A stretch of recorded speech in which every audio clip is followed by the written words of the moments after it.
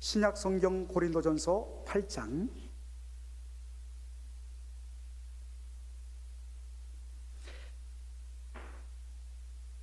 1절로 9절 말씀, 1절로 9절 말씀을 우리가 한 절씩 교독하도록 하겠습니다. 우상의 제물에 대하여는 우리가 다 지식이 있는 줄을 아나 지식은 교만하게 하며 사랑은 덕을 세우나니 만일 누구든지 무엇을 아는 줄로 생각하면 아직도 마땅히 알 것을 알지 못하는 것이요, 또 누구든지 하나님을 사랑하면 이 사람은 하나님의 아시는 바 되었느니라. 그러므로 우상의 제물 먹는 일에 대하여는 우리가 우상은 세상에 아무것도 아니며 또한 하나님은 한 분밖에 없는 줄 아노라. 비록 하늘에나 땅에나 신이라 칭하는 자가 있어 많은 신과 많은 주가 있으나 그러나 우리에게는 한 하나님 곧 아버지가 계시니 만물이 그에게서 났고 우리도 그를 위하며 또한 한 주 예수 그리스도께서 계시니 만물이 그로 말미암고 우리도 그로 말미암았느니라. 그러나 이 지식은 사람마다 가지지 못하여 어떤 이들은 지금까지 우상에 대한 습관이 있어 우상의 제물로 알고 먹는 고로 그들의 양심이 약하여지고 더러워지느니라. 식물은 우리를 하나님 앞에 세우지 못하면 하니 우리가 먹지 아니하여도 부족함이 없고 먹어도 풍성함이 없으리라. 다 같이 읽겠습니다. 그런즉 너희 자유함이 약한 자들에게 그치는 것이 되지 않도록 조심하라. 아멘. 저는 오늘 자유와 사랑이라는 제목으로 말씀을 전하고자 합니다.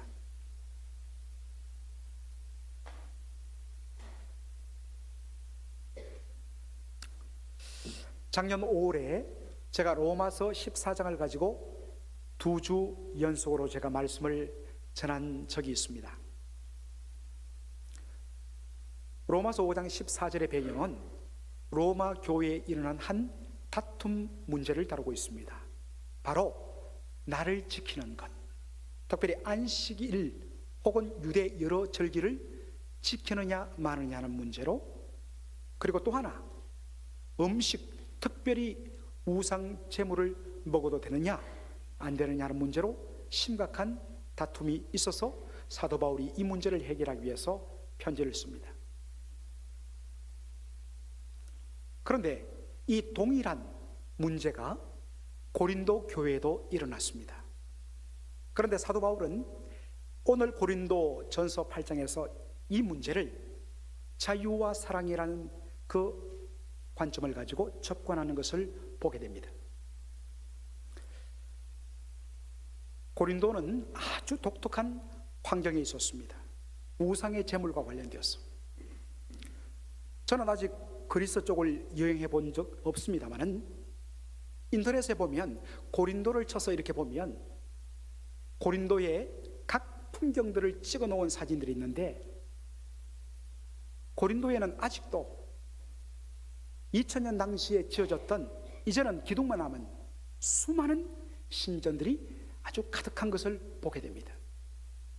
얼마나 많은 신전이 있었는지. 그러다 보니까 매일 그 신전에 우상에게 제물을 바치고 나서 그 제물을 어떻게 처리하느냐, 바로 시장으로 유통해서 일반 도축용 고기와 섞어서 팔아버립니다. 그러다 보니까 사람들이 고기를 사 먹다 보면 이것이 우상의 제물에게 드려졌던 고기인지 아니면 일반 도축된 고기인지 분간을 하지 못하는 그런 환경에 놓여 있습니다.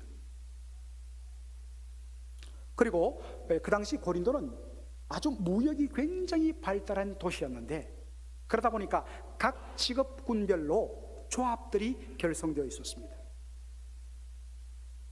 반드시 물건을 만들고 주문을 받고 그리고 그 물건을 팔기 위해서는 자기가 속한 그 직업의 조합에 속해 있어야만 이 모든 것이 이루어졌습니다. 반드시 필수적으로 조합에 가입되어 있어야 했습니다.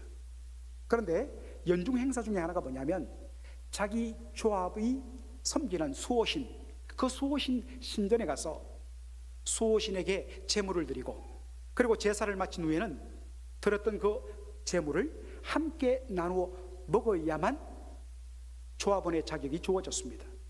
만일에 여기 참여하지 못한다면 조합원 자격이 박탈되고 그러면 물건을 만들지도 팔지도 장사하지도 못했던 것입니다. 또 하나, 여러분들, 이 올림픽의 발상지가 고대 그리스 아닙니까? 올림피아란 이름으로 그들이 몇 년에 한 번씩 그렇게 경기를 치루었습니다. 그런데 흥미로운 것은 올림픽 경기만 있었던 건 아닙니다. 이 올림피아가 열리기 바로 전해, 그리고 올림피아가 끝난 그 다음 해, 이렇게 두 번씩 고린도에서 전 헬라, 전 그리스의 도시국가들이 모여서 대항체육대회를 했는데 그 이름이 이스트미아라는 것입니다. 이 이스트미아가 고린도에서 열릴 그날 전야제로서 고린도의 아주 유력한 사람들이 신전에 가서 제사를 지내고 거기에서 놓은 어마어마한 고기들을 백성들에게 무료로 막 줍니다. 뭐 요즘이야 그렇지 않습니다만은 미국도 지금부터 몇십 년 전에는 그렇게 고기를 마음껏 먹는 때가 아니었다고 들었습니다. 2000년 전 일반 서민들은 연중 잘해봐야 1년에 고기를 한두 번밖에는 먹을 수 없을 정도로 가난했습니다. 그러다 보니까 이날만큼은 마음껏 고기를 공짜로 먹을 수 있는 날이기 때문에 고린도의 사람들은 이 이스투미아를 손꼽아 기다렸다는 것입니다. 예수 믿기 전에는 아무 문제가 안 되었습니다.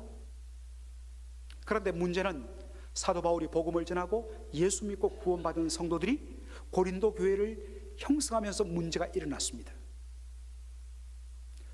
우리가 예수를 믿었는데 우상의 제물을 계속해서 먹어도 되느냐 안 되느냐, 이 문제가 발생한 것입니다. 일부 성도들은 성경의 지식을 가지고 우상의 제물을 먹는데 아무 문제 없다고 그렇게 주장하면서 우상의 제물을 먹었습니다. 그들이 가진 근거가 뭐냐? 바로 고린도전서 8장 4절의 말씀이에요. 그러므로 우상의 제물을 먹는 일에 대하여는 우리가 우상은 세상에 아무것도 아니며 또한 하나님은 한 분밖에 없는 줄을 안다, 이런 지식을 가지고 있었습니다. 여러분 영어 성경을 한번 보십시오. We know that an idol has no real existence. 우리가 아는 것이 뭐냐면 우상은 실제로 존재하지 않는다는 것입니다. 오직 우리가 믿는 하나님 한 분 이외에는 다른 신이 없다는 것입니다. 그러면 저 신전에서 사람들이 경배하고 제사를 지내는 저 신은 어떤 신이냐? 그것은 돌조각이요, 나무조각이요, 쇠조각에 불과하다는 것입니다. 따라서 쇠조각, 나무조각, 돌조각 앞에 드려지는 그 제물, 그것도 단순히 고기 덩어리에 불과한 것입니다. 따라서 우상이 없기 때문에 우리는 우상의 제물을 먹는데 전혀 거리낌 없다, 그렇게 생각하고 이 성경 지식에 근거해서 우상의 제물을 먹는데 자유하는 성도들이 있었습니다. 그런데 문제는 다 똑같이 이런 지식을 가진 것이 아니었습니다. 고린도 교회 성도들의 일부 중에는 옛날 우상 숭배하던 그때 관습이 그대로 남아 있어서 만일에 우리가 우상의 제물을 먹게 되면 이것이 예수 믿는 나의 영혼을 바로 오염시키고, 그리고 이 우상에게 드려진 우상 제물 속에는 바로 우상의 악한 영의 기운이 그대로 들어있기 때문에 이 우상의 제물을 먹게 되면 그 악한 기운이 내 심령 속에 침투하여서 나를 괴롭힐 것이라는 두려움이 있었습니다. 엄밀한 의미에서 말도 안 되는 것이죠. 그런데도 그들은 그러한 지식이 없었습니다.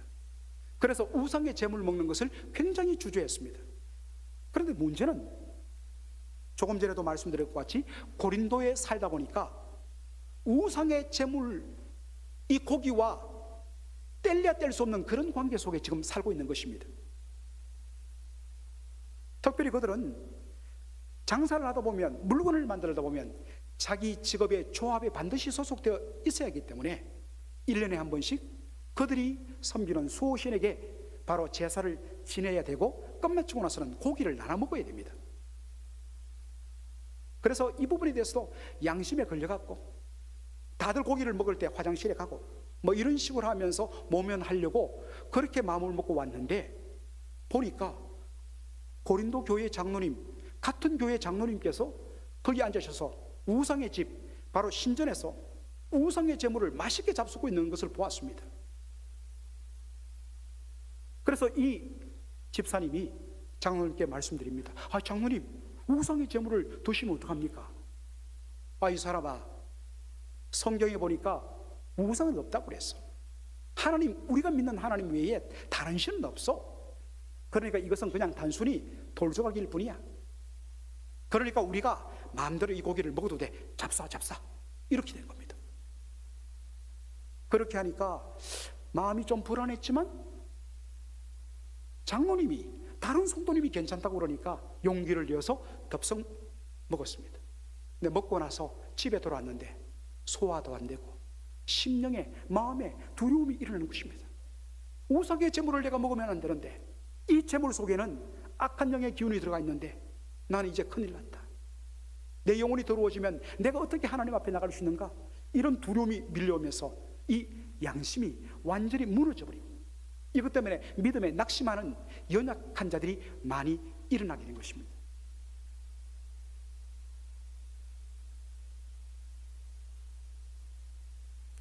바울이 이 이야기를 들었을 때에 내린 대답이 무엇입니까? 자, 고린도전서 8장 1절을 우리 한번 보도록 하겠습니다. 8장 1절. 8장 1절에 이런 말씀이 있습니다. 우상의 제물에 대하여는 우리가 다 지식이 있는 줄을 아나 지식은 교만하게 하며 사랑은 덕을 세우나니, 이렇게 사도 바울이 말을 합니다. 여러분, 여기에 지식이 우리를 교만하게 한다, 이 말을 잘못 오해해서 일부 성도들은 지식은 우리를 교만하게 하기 때문에 우리 성경 공부하면 안 되고, 또 우리 가능하면 책 같은 거 많이 읽으면 안 된다고 또 이렇게 주장하는 사람들도 있는데, 이건 말도 안 되는 이야기고요. 사도 바울이 지금 이 말을 한 의도가 뭐냐? 바울의 초점은 그렇습니다. 얼마든지 우리는 지식에 근거해서 자유할 수 있다. 예수님께서도 이야기하시지 않느냐? 너희가 진리를 알지니 진리가 너희를 자유케 하리라. 여러분들, 사실 이 말씀을 따라서 우리는 얼마든지 자유해야 됩니다. 그렇지만 우리가 지식에 근거한 자유를 누리되 이것이 사랑에 기초하지 않는다면, 사랑에 기초하지 않은 채 나의 지식에 근거해서 내가 얼마든지 마음껏 할 수 있다고, 내 자유를 누릴 수 있다고 이야기한다면 그것은 다른 영혼을 세우는 것이 아니라 다른 영혼을 무너뜨리게 될 것이다.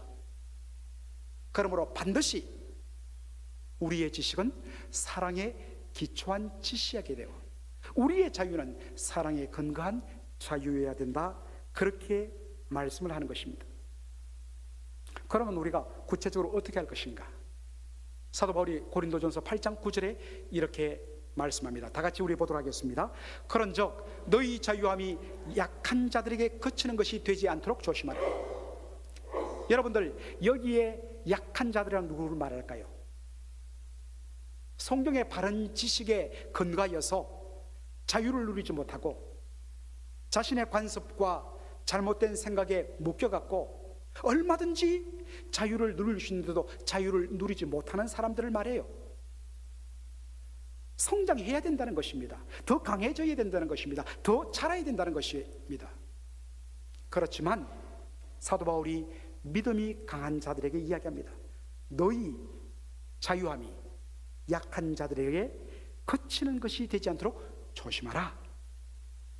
사도 바울은 바른 진리에 근거한 자유를 부인하지 않습니다. 얼마든지 그것을 우리가 누려야 된다고 이야기합니다.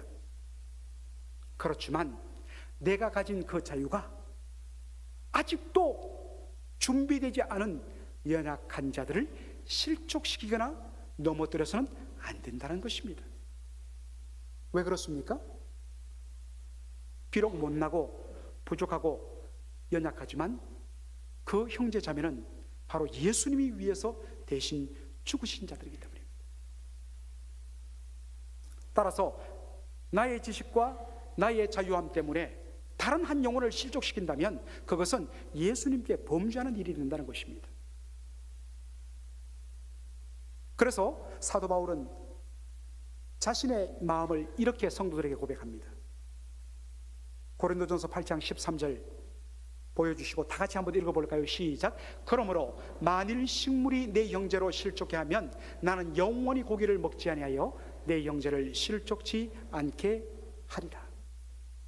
사도 바울도 얼마든지 우상의 제물을 먹을 수 있다고 생각했습니다. 그렇지만 내가 가진 그 자유로 말미암아 아직 그것을 받아들일 수 있는 준비가 안 된 영혼이 있다면, 그 영혼이 만일 나의 그 자유로 말미암아 실족하는 일이 있다면, 그럴 가능성이 있다면 내가 얼마든지 누릴 수 있고 누리는데 아무 문제가 없지만 그 자유를 기꺼이 포기하고 나는 일평생 고기를 먹지 않겠다, 그렇게까지 그가 고백하는 것을 보게 됩니다. 사랑하는 성도 여러분, 여기서 우리는 이 세상이 말하는 자유와는 차원이 다른 하나님 나라 백성의 자유, 그리스도인의 자유를 우리가 보게 되는 것입니다. 세상이 말하는 자유는 무엇입니까? 네가 모든 인생의 중심이고 너가 너의 인생의 하나님이고 너가 너의 인생의 주인이기 때문에 네가 하고 싶은 대로 해라. 여러분, 요즘에 유행하는 이런 사조를 포스트 모더니즘이라고 이야기합니다. 절대 진리가 없습니다. 유일한 신도 없습니다. 오직 네가 너의 신이 되고 너의 주인이 되어서 네가 하고 싶은 대로 해라. 이것이 포스트 모더니즘입니다. 그래서 세상은 말합니다. 내가 가진 자유, 내가 내 마음대로 하겠다는데 누가 간섭이야?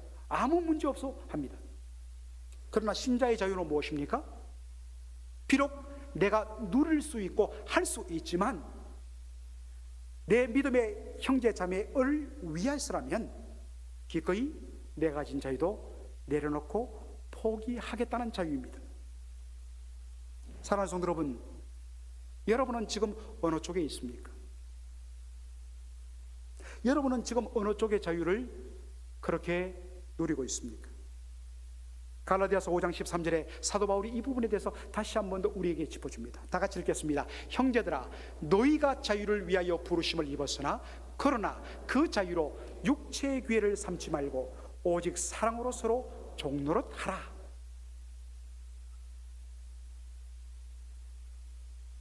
사람들은 내가 주인이 되고 내가 높아지고 내가 갇히게 되므로, 내가 자유하게 되므로 행복하고 기뻐할 수 있다고 생각합니다. 그런데 예수 믿는 사람들의 행복과 기쁨은 차원이 다릅니다. 내가 얼마든지 자유를 누릴 수 있지만 내 형제자매를 위해서 내가 가진 자유와 내가 가진 기쁨을 기꺼이 내려놓고 종이 되어서 섬김으로 말미암아 내 마음속에 세상이 알 수 없는 기쁨과 행복이 넘친다는 것입니다.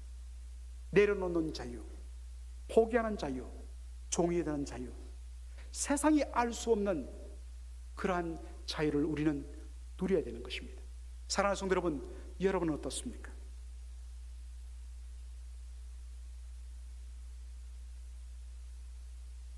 우리 한국교회는, 특별히 미국에는 복음주의가 두 개로 구분됩니다. 특별히 이 술, 담배와 관련되어서 술, 담배가 큰 문제가 없다고 생각하는 아주 신실한 복음주의자들이 있고, 반면에 술, 담배는 우리 영혼에 해롭기 때문에 안 된다고 주장하는 복음주의자들이 있습니다.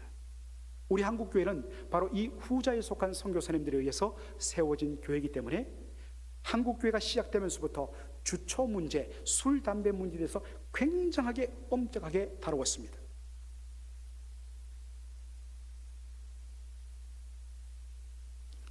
그런데 요즘 보니까 많이 달라졌습니다.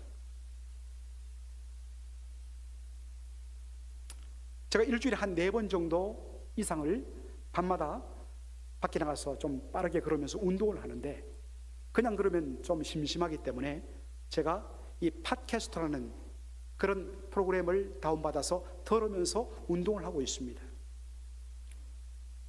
제가 즐겨 듣는 팟캐스트는 자신의 어떤 삶을 상담하는 그런 내용인데 자신의 일상을 그렇게 그 앞에 다 밝히는 그런 것입니다.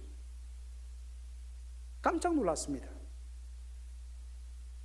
거기에 보니까 많은 그리스도인들이 주중에 얼마나 많은 술을 마시는지, 심지어는 교회 갔다 오면서 슈퍼마켓에서 맥주를 사들고 와서 집에서 먹는다, 이런 이야기를 서슴없이 합니다. 옛날 같았으면 있을 수 없는 이야기들인데 굉장히 술을 이제는 많이 마시는 그런 완전히 바뀌어진 문화가 되었습니다. 많은 사람들이 저에게 묻습니다. 목사님은 어떻게 생각하십니까? 저는 이렇게 대답합니다. 제 목회 현장에서는 술, 담배를 금합니다. 왜요? 그것이 죄가 되기 때문입니까? 아니요. 술, 담배 자체가 성경의 죄라고 하지는 않습니다. 그러나 술과 담배는 우리의 건강을 해치고, 더군다나 술은 한 잔이 두 잔 되고 두 잔이 한 병 되고, 결국에는 그것이 우리의 정신을 완전히 몰아가서 결국에는 범죄하게 하고 실수하게 만드는 것이기 때문에 저는 그런 이유에서라도 원치 않을 뿐만 아니라 한국교회가 처음 형성되면서부터 술, 담배를 금하고 하지 않는 것이 하나의 그리스도인들의 트레이드 마크가 되었기 때문에, 그렇게 알고 있는 여전히 수많은 사람들이 있는데, 그리고 그것을 굉장히 귀한 전통으로 여겼던 믿음의 사람들이 있는데, 만일에 술, 담배 아무 문제 없다 해갖고 그것을 먹음으로 말미암아 사람들이 시험 들거나 실족하게 되면 그것이 죄란 말입니다. 그런 이유로서 제 목회 현장에서 술, 담배를 저는 허락하지 않습니다. 그리고 앞으로 우리 교회에, 지금도 마찬가지지만 앞으로 우리 교회에 직분자를 세울 때 앞장서 성도를 섬기는 자리에 서는 자는 누구를 막론하고 이 부분에 대해서는 철두철미하게 점검을 제가 할 것입니다. 이유는 뭐냐? 이건 하면 죄다, 안 된다가 아니라 그 자유, 사랑을 위해서, 단 한 성도들을 위해서라도 기꺼이 포기하는 자리에까지 나가야 그것이 진짜 섬기는 일꾼이 된다는 것이기 때문입니다. 사랑하는 성도 여러분, 여러분은 어떤 자유를 누리고 계십니까? 여러분이 가지는 그 자유로 다른 사람들을 살리고 있습니까? 아니면 여러분은 기쁘고 행복하고 즐겁고 문제가 없는데 눈을 떠보니까 바로 나의 그 자유 때문에, 나의 그 마음껏 누리는 행동 때문에 수많은 사람들이 상처받고 나가 떨어져 가지는 않습니까? 그렇다면 심각하게 생각하셔야 됩니다. 돌아서야 됩니다.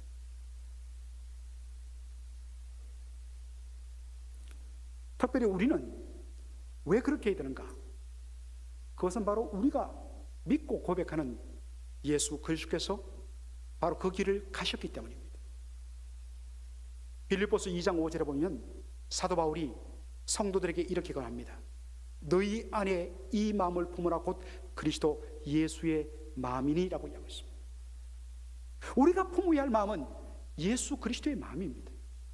그러면 우리가 품어야 할 예수의 마음은 구체적으로 무엇이냐? 그런 근본 하나님의 본체시나 하나님과 동등됨을 여길 것으로 취할 것으로 여기지 아니하시고 오히려 자기를 비워 종의 형체를 가지사 사람들과 같이 되었고 사람의 모양으로 나타나서 자기를 낮추시고 죽기까지 복종하셨으니 곧 십자가에 죽으십니다. 예수님 그럴 필요 없습니다. 마땅히 영광과 찬양을 받으시기에 합당하신 하나님과 동등되신 분이십니다. 그럼에도 불구하고 예수님은 자기가 누릴 수 있는 자유, 행복, 그 권리를 하나님의 영광과 바로 우리 죄인의 구원을 위하여서 기꺼이 내려놓으시고 비우시고 내려오셔서 낮추시고 죽기까지 복종하셨습니다. 그 결과로 저와 여러분이 예수 안에서 구원받았고 예수 안에서 지금 이렇게 성도로 우리가 존재하고 있는 것입니다. 우리의 존재와 우리의 모든 것의 근원이 낮아지신 예수 그리스도, 철두철미하게 자기를 비우신 예수 그리스도, 그분께 있다면 마땅히 우리의 믿음에 합당한 열매가 예수님처럼, like Jesus, 예수님처럼 우리도 그렇게 누릴 수 있고 얼마든지 즐길 수 있지만, 문제가 안 되지만 나의 자유, 나의 권리를 내려놓고 비우고 섬기고 종이 되는 자리로 가는 것, 이것이 바로 이제는 우리가 감당해야 할 우리의 십자가인 것입니다.